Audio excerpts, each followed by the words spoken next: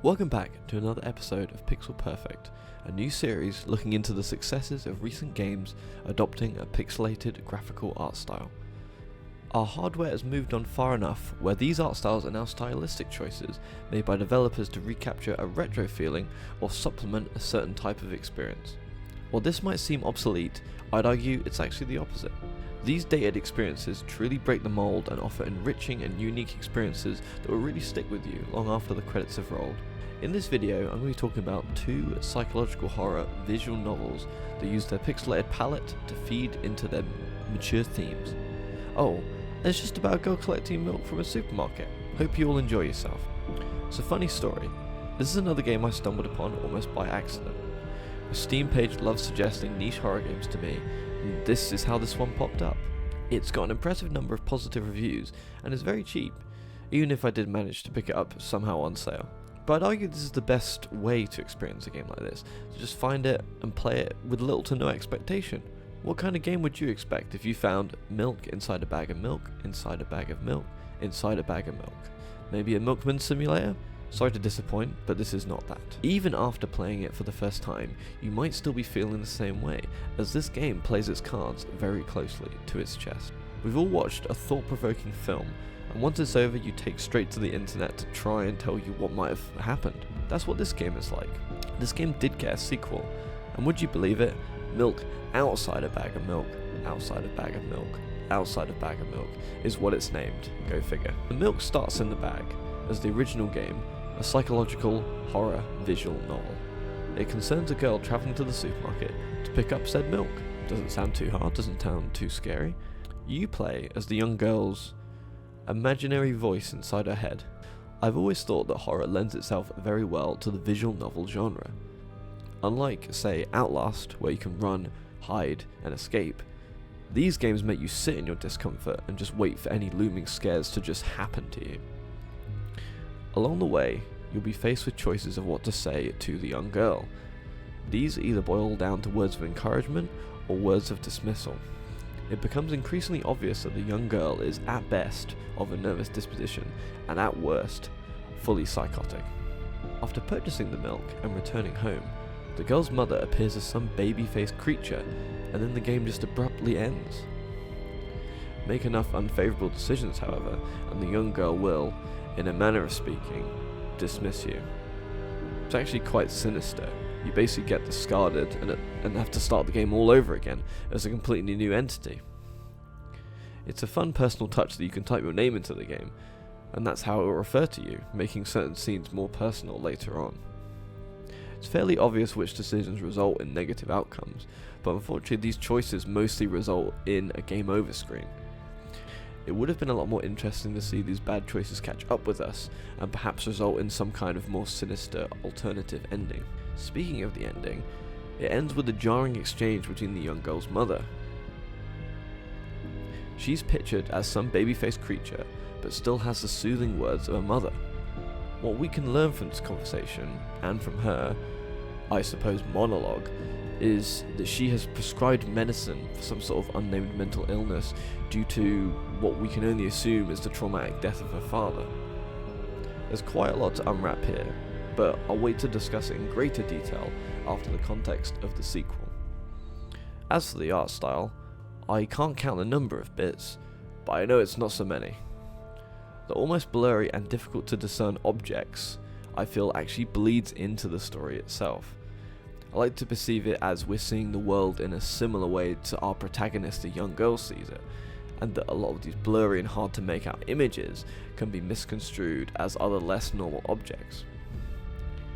My favourite visual of the two games is actually from the first one, and it's a blood-red gaping hole seeping through reality that really cut through the scene and actually really spooked me. The fact that this is so clear shows that her pain and disassociation with reality is so much clearer than actually being in the present, proving that she lives in some kind of painful delusion. The second game then, Milk Outside a Bag of Milk, Outside a Bag of Milk, is a direct continuation of the story of the first. It's worth noting that for the most part, this game does look a lot more polished, but still retains the pixelated art style overall. starts off with a fully animated cutscene of the wide-eyed girl returning home, telling us a bit more about the world that she exists in. Again, like the first game, we are almost ambushed immediately at home by the baby-faced creature that she knows as Mum. The girl is attacked by her, screaming about her to not drink the milk and causing her arm to bleed to the point where she falls unconscious. What I would assume is really happening is the mother is administering some kind of medicine, maybe a syringe or something that she has to physically inject into her arm, and her anxiety transforming the experience and her carer. It's shown early just how bad her delusions and hallucinations are, almost spanning into an entirely different reality. After waking up, she then begins to throw away her innumerable pill bowls, instead trying to take her health into her own hands, with our advice. Again, despite the title, we are tasked with just simply going to sleep.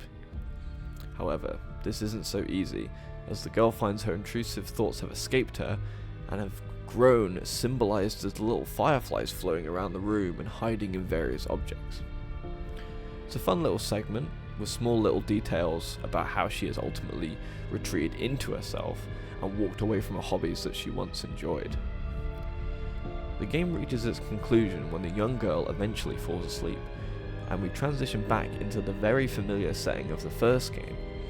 We see the events of the first game play out, but this time the young girl is joined by another boy, Tresca.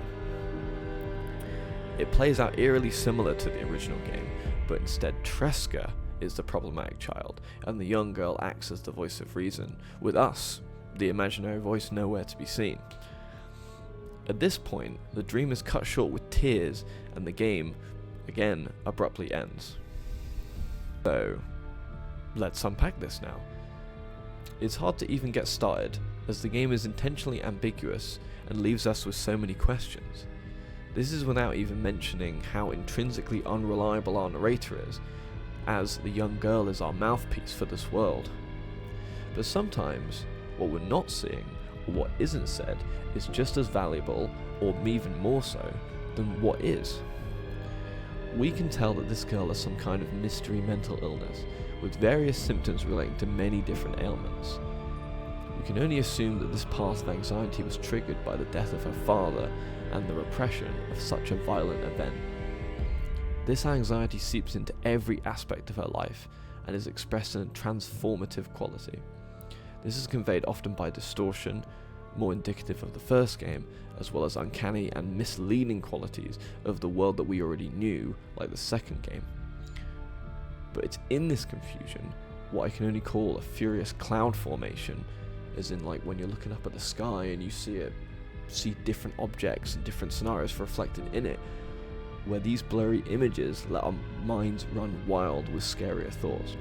In stark contrast to this, the sequel of the game itself is not only clearer, but far more colourful and actually better looking.